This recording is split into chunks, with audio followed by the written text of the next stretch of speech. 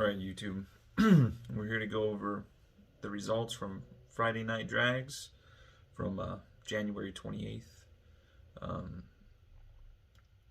We went out to Wild Horse Pass and we made a couple passes in borrowed time here, and let's see how that went. Okay, Steve. Hey, Steve. Be safe, buddy. Let's don't leave the transmission right there.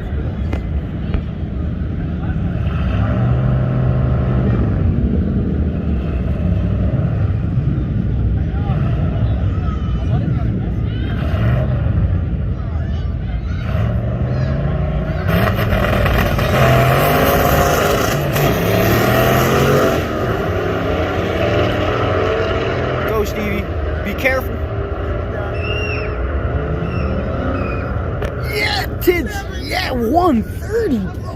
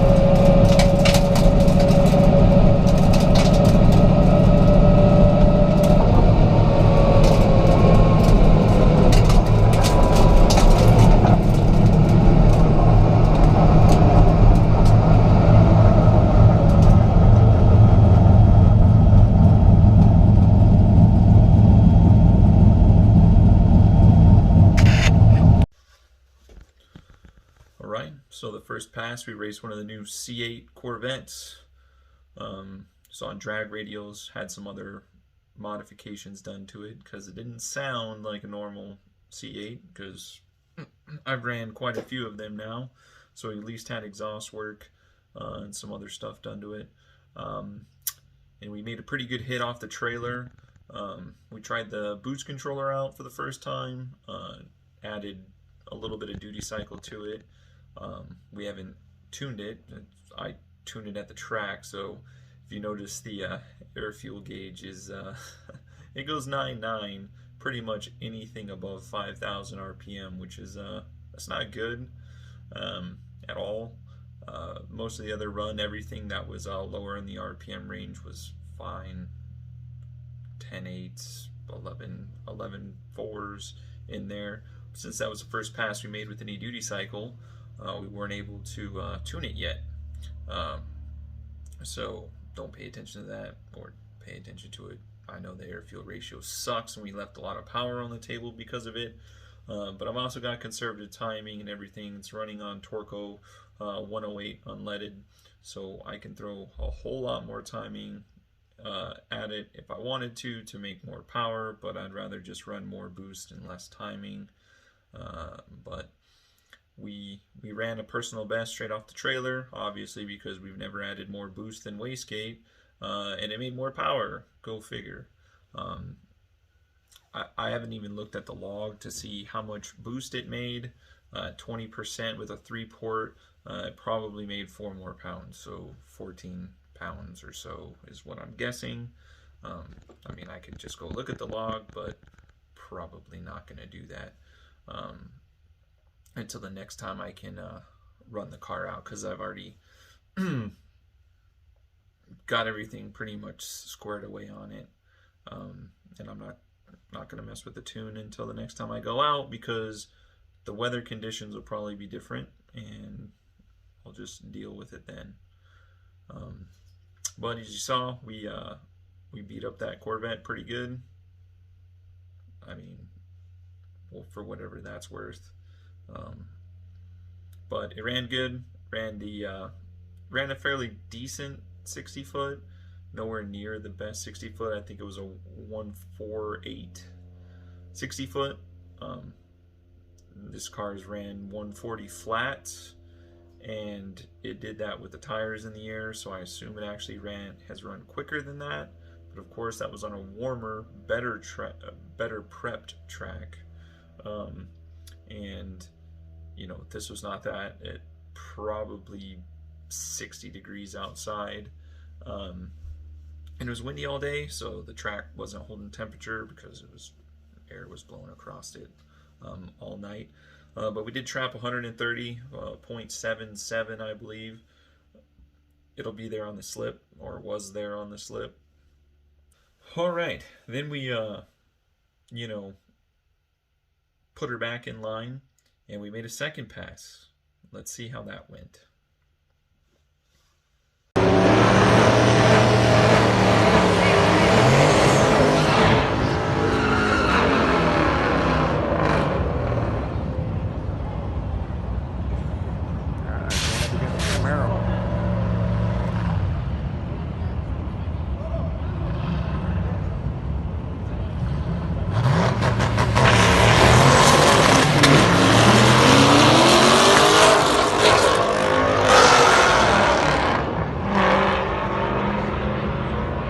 What do you do? Miss a shift? I think he broke that. Uh-oh. I think he broke it. Alrighty, you two, let's make a pass.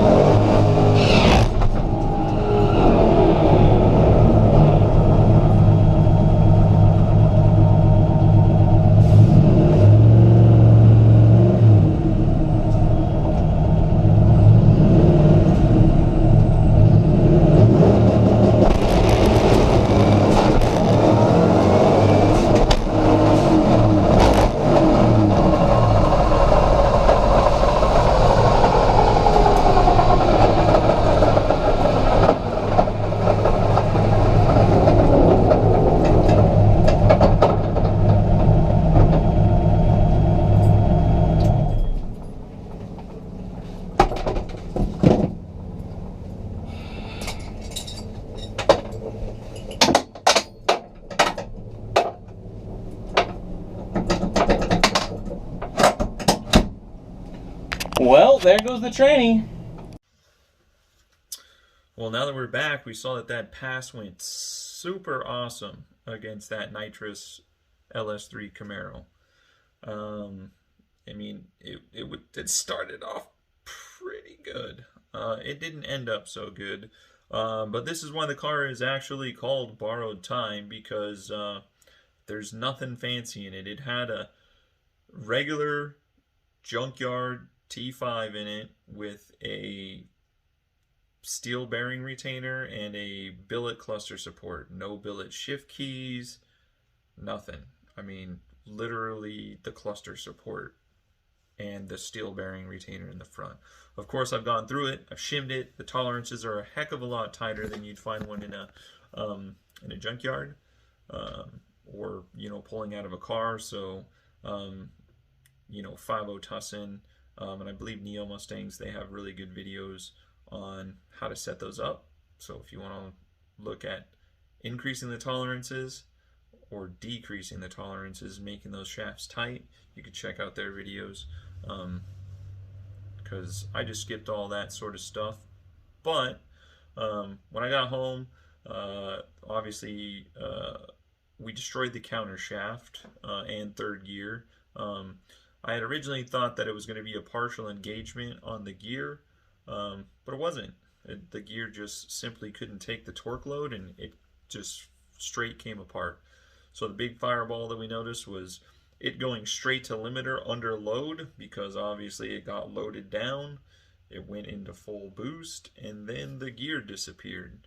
So it went straight smack into the limiter, and then I gave her the old discount double check, made sure that third gear was really gone, and it was. It was still missing the second time around. So I pulled over, shut her off, checked to make sure there were no parts of the gear shaft that went through the transmission case, and then I drove her off the track. Sounded like a garbage disposal. Didn't really matter much, because when third gear blows up, the counter shafts go with it. The counter shaft is worth or costs more than I paid for the entire transmission. So at this point, it's not even worth trying to fix it. I wouldn't try to fix it, because for the price of a counter shaft, I can go to the junkyard and pull 2 more transmissions out, which is what I do. In all honesty, I'd like to, put a TKX in it, but the cost of that is pretty high.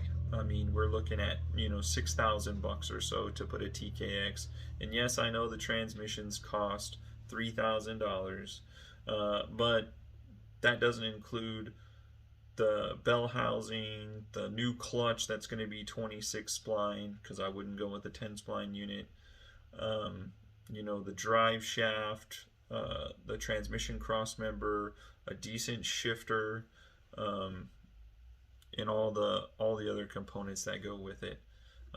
So I can buy a lot of junkyard transmissions for that. That in return on investment right now is just, it's hard for me to swallow. So I'll be blowing up junkyard transmissions for the foreseeable future at this time. Unless I happen to get a good deal. I've had a couple of buddies that picked up some of the T56s out of the 0304 Cobras that people have removed because they've auto swapped them. And I had a buddy that picked one up really cheap, and I hate him for it. I think he got it for $800 or something like that, because that dude just wanted to get rid of it, which is insane. And then he bought the bell housing and everything, so he was able to do his complete swap for about $2,000 with a good McLeod clutch. Lucky him. So I've been keeping a look at. I've also considered doing the Camaro, the 60/60 swap that they have now, but you got to convert it over to hydraulic clutch, and I don't feel like dealing with all that. The TKX is a bolt-in, and then obviously we can go with the T56 Magnum, but that has its own stuff. You gotta clearance some things, and I don't really care about clearancing it, but it's more money. Just money. That's all it is. So, someday maybe. Not right now. Right now we're trying to do it. My main goal with this car was to try to run a 9 with a T5. That in particular transmission had 40 passes on it, over half of them being 10-second passes, which, for a T5 to make 20 plus 10-second passes at the torque load that this turbo small block is putting on it, it doesn't owe me anything. It was a good transmission. It'll be missed. I already put another one in, which we can see some of the process. I skipped through some of the stuff, but we'll take a look at the carnage that was inflicted on that transmission. I'll put some pictures and little video stuff on here.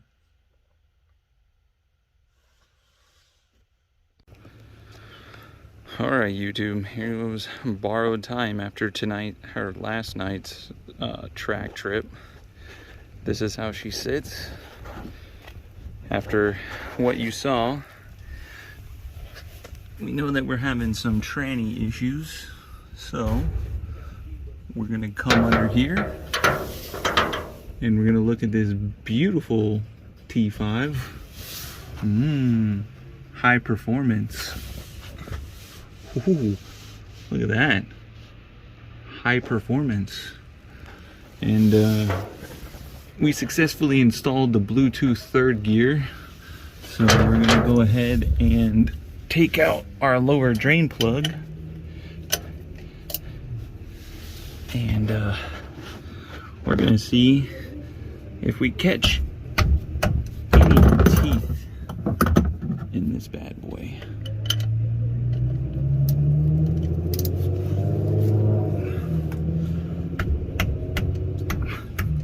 So I'm sure it's got a bunch of surprises in here for us.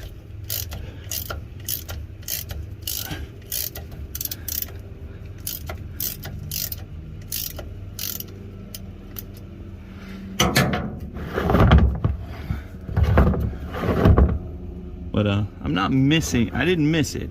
I'm missing it. Let's see how big of a mess I make.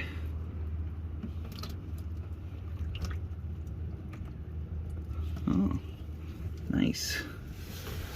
It's about typical for me.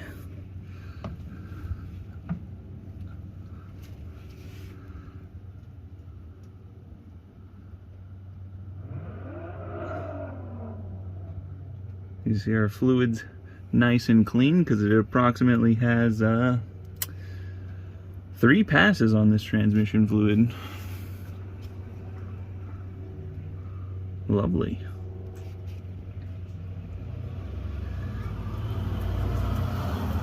$50 Tussin would probably reuse this.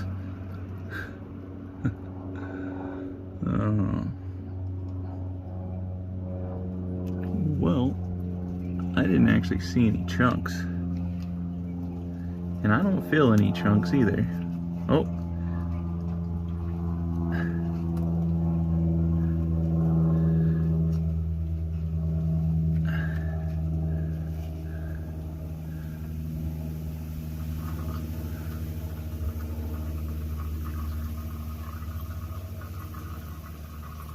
I'm gonna let this drain a little bit, and I'm gonna go get the air compressor fired up so I can zip this transmission out real quick so we can take a look at it. I know it's junk because whenever third gear comes apart, it always takes the counter shaft with it. So, and without a counter shaft, this transmission's useless. So this is more of a take it apart. Maybe we'll keep the shift forks, the shift linkage, see how bad the case is. But we're going to be putting a different tranny in here. Be back. Alright guys, we're back with the compressor. We still got her up on stands. And then we're going to go to the best part of race car life. Not having to take everything apart. So as you can see, I took the Boosted Boys, you know, ordeal on here. It's got 3 bolts holding it in. It's because I don't have the other quick nut. Absolutely no clue where it's at.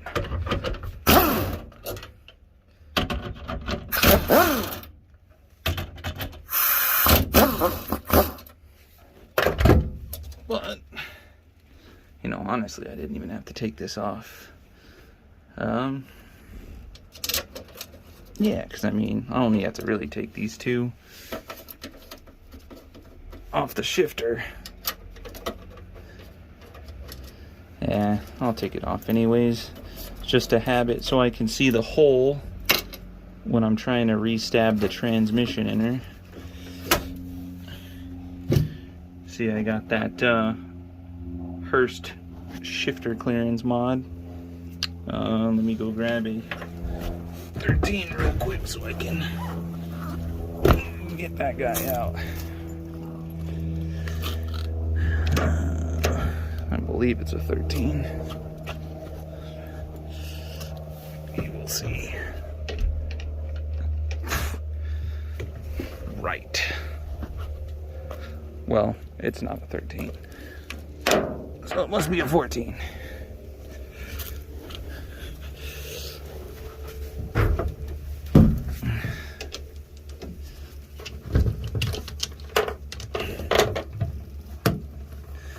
We're about to see some hot rod ingenuity here.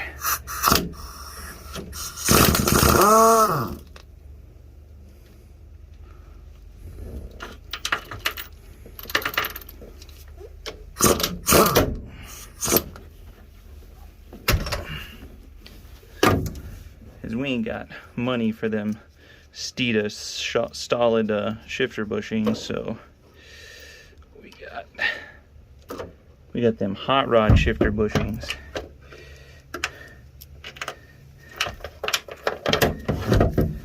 Which, as you can see, is actually just a couple of nuts that I ground down the outside so they fit snug in the shifter holes, because this is a stock shifter, and they fit in these shifter holes. Well, they did. They used to fit really nice, but she's had some passes on her, so they just sit in there like that, and then I just compress them with washers, and that's how it goes. Alright, so that's all we need to do up top. We'll go down, we'll get the drive shaft unbolted, and we'll pull it out. It's just a 12mm 12 point, and once we pull the drive shaft out, we can work on the drive shaft loop bolts, the 2 cross member bolts, and then just the 4 transmission bolts, and that's it. She'll be out. Race car life. Be back. Alright, finally got the transmission out. I skipped all the boring parts taking this thing down. I actually haven't popped the cover yet, so I did loosen it up, but I actually haven't even taken all of the bolts out of this thing yet to see how bad it is. But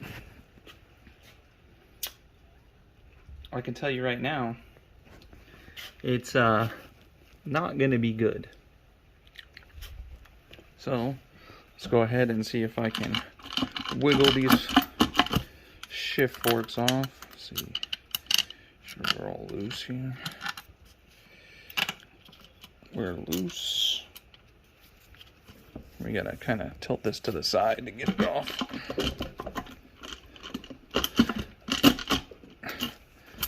Probably be way easier if I just take these stupid bolts out.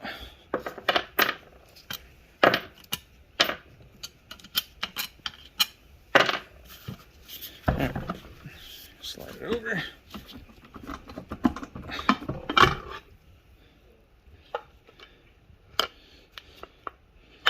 And there goes my shift forks. Ooh, those look perfect. Wouldn't you shift those? Delicious. And to be expected, there goes 3rd gear. And yeah, look at that. Woo, buddy. Look at that counter shaft down there. Whew. Nice. Nice. Look at all. It's juicy. It is, you know.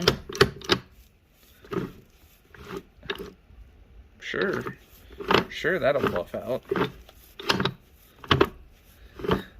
I mean, we're missing more teeth than we have on the counter shaft, so you know, I was thinking that maybe it was going to be a partial engagement, and if it was a partial engagement where it let loose, we would see the front of the teeth sheared off where the slider is at. But as you can see, that is not what happened. This gear simply just let go. It wasn't a partial engagement. It literally just could not take the torque. So I'm going to go ahead and pop off this front bearing retainer. The good news is our input shaft is good, so I actually have a spare V6 tranny over here, which of course it came out of an SN95, so it's got that stupid aluminum bearing retainer and the longer input shaft. So we just need to switch it out for a Fox body a bearing retainer and input shaft. And then we're also going to take the billet cluster support out of this, and we're going to slap it in another stock transmission and hopefully make 40 more passes.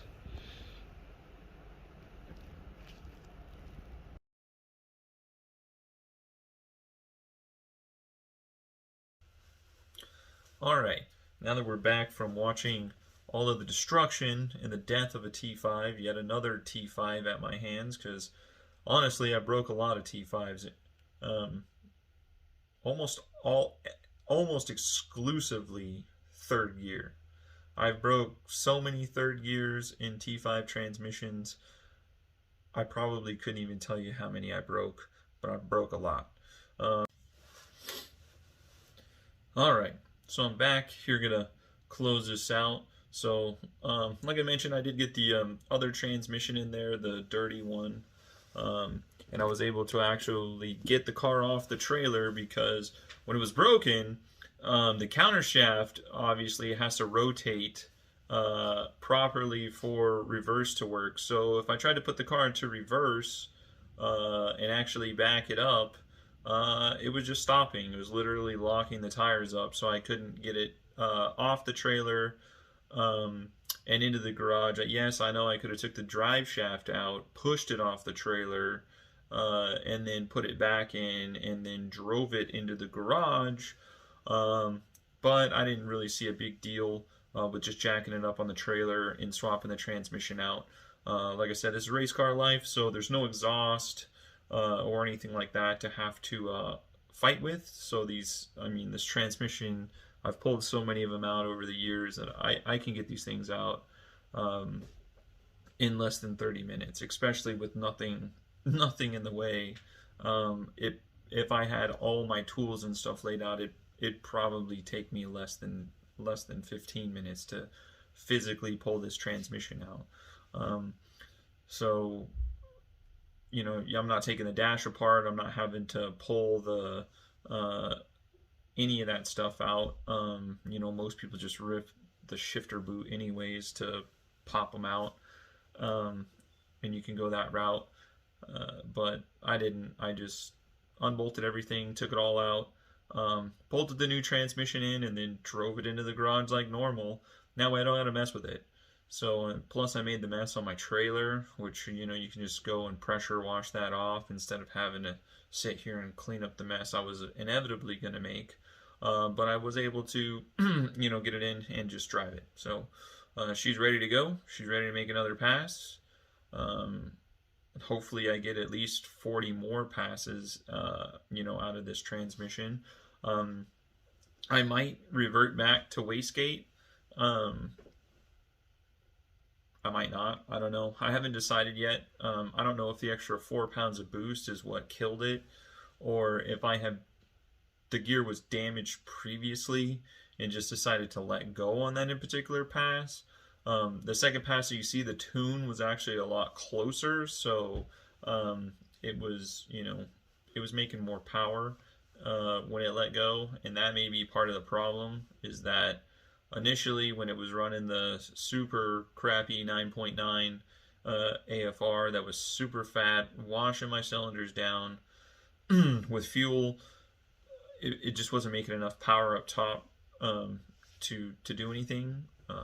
But every single time you adjust it and you make it nicer, you pick up horsepower here and there, then you just blow third gear out. No big deal.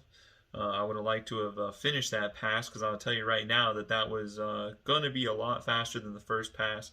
I did short shift 2 gears in the first pass, because I have a habit of doing that. So I only have a stock tack, and anybody that knows anything about Fox bodies knows the stock tacks suck.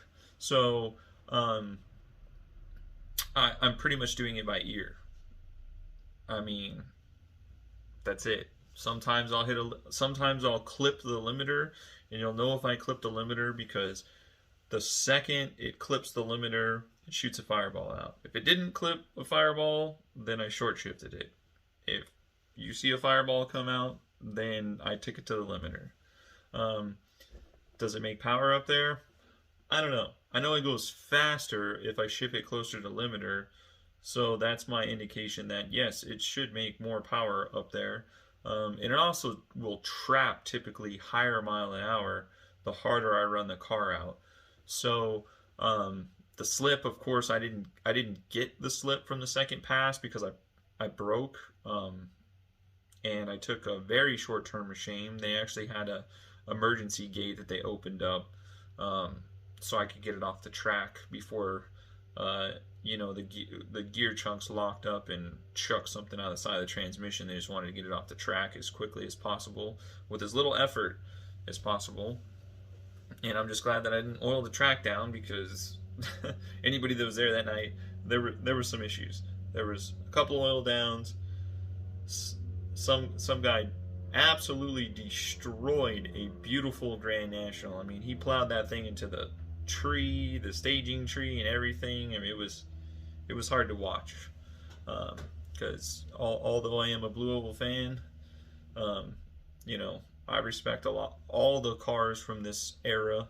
I'm not only a Mustang fan. I actually like a ton of Ford vehicles from this era. I actually have a Thunderbird Super Coupe and some other stuff laying around that we may see on here if I ever decide to work on it, because Super Coupes, although they're super rare, and I have a first generation Super Coupe from '89, one of 500 cars produced, they had a lot of problems, so they didn't catch on, and everything on them is expensive, and the return on investment on those things is atrocious.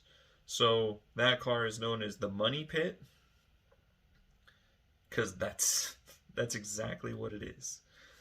Any dollar that I put towards that car, I ain't ever gonna see again. But I still like it. It's my car, and I own it. I'm not making payments on it, so I'm gonna drive it. I like it. It's got an aftermarket blower and stuff on it. Like I said, we'll go over that at a different time. But until the next event, catch you next time.